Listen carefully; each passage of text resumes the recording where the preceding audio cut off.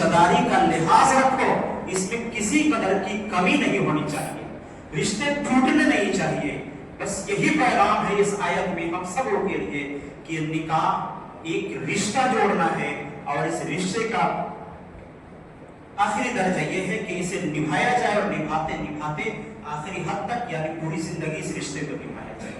اس لیے جن کی شادی ہو رہی ہے، جن کا نکاح ہو رہا ہے، اللہ ان سے بھی مخاطب ہیں، اور جن کی ہو چکی ہے ان سے بھی مخاطب ہیں اللہ کہ تم اس رشتے کا لحاظ رکھنا، جس رشتے میں ہم نے تمہیں جوڑا ہے، سسرالی رشتے کا لحاظ رکھنا۔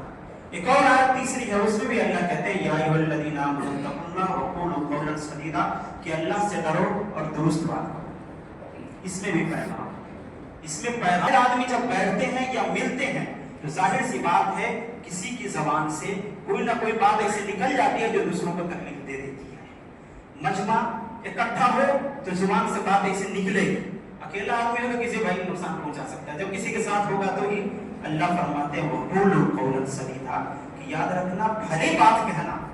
جب یہ تم کام کرو گے، اللہ سے ڈرو گے، رشتوں کا لحاظ رکھو گے اور بھلی بات کہو گے تو اللہ کریں گے کیا؟ اللہ کہتے ہیں کہ پھر تمہیں اچھے اعمال کی میں توفیق بھی دوں گا، اور تمہارے اندر جو کوتاہی ہوگی، جو گناہ ہو جائیں گے چھوٹے بڑے، اللہ ان سبوں کو معاف کر دے گا۔ یہی پیغام ہے اس نکاح کے خطبے کے اندر ان آیتوں میں ہم سبوں کی۔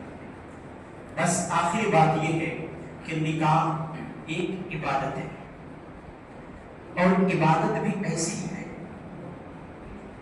کہ یہ عبادت جب کوئی عبادت نہ تھی تو یہ عبادت موجود تھی، جب نماز نہ تھی تو بھی یہ نکاح عبادت موجود تھا، جب روزے نہ تھے، حج نہ تھا، زکوٰۃ نہ تھی تو بھی یہ نکاح عبادت موجود تھا۔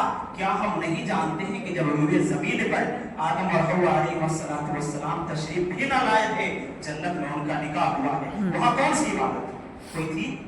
نہیں تھی۔ تو نکاح ایک ایسی عبادت ہے کہ جو جب کوئی عبادت نہ تھی تو نکاح عبادت موجود تھا، اور جب کوئی عبادت نہیں ہوگی تو بھی نکاح موجود ہوگا۔ کیا ہم نہیں جانتے ہیں کہ جنت کے اندر حضور پاک صلی اللہ علیہ وسلم کا نکاح بی بی آسیہ کے ساتھ اللہ کرائے گا؟ جانتے ہیں کہ نہیں؟ تو پھر یہ عبادت ایک ایسی عبادت ہے، جب کوئی عبادت نہ تھی تو یہ عبادت موجود تھی، جب کوئی عبادت نہ ہوگی تو بھی یہ عبادت موجود ہوگی۔ اس لیے کوئی چھوٹی موٹی عبادت نہیں ہے، اس لیے اسے کھلونا نہ سمجھ کر کے اسے زندگی کا ساتھ سمجھیں، ایک ایسا عقد سمجھیں جو تا حیات قائم رہے، اور اللہ نے چاہا تو جنت میں بھی یہ ساتھ اللہ تبارک و تعالی ہم سبوں کو نصیب کرے گا۔ آمین۔ ایک اور بات، ہم جس سے نکاح کر رہے ہیں اس کے کچھ حقوق ہیں، ہمیں اس بات کا خاص طور سے لحاظ رکھنا چاہیے، اور اللہ سے اس کے حقوق کے بارے میں ڈرنا چاہیے۔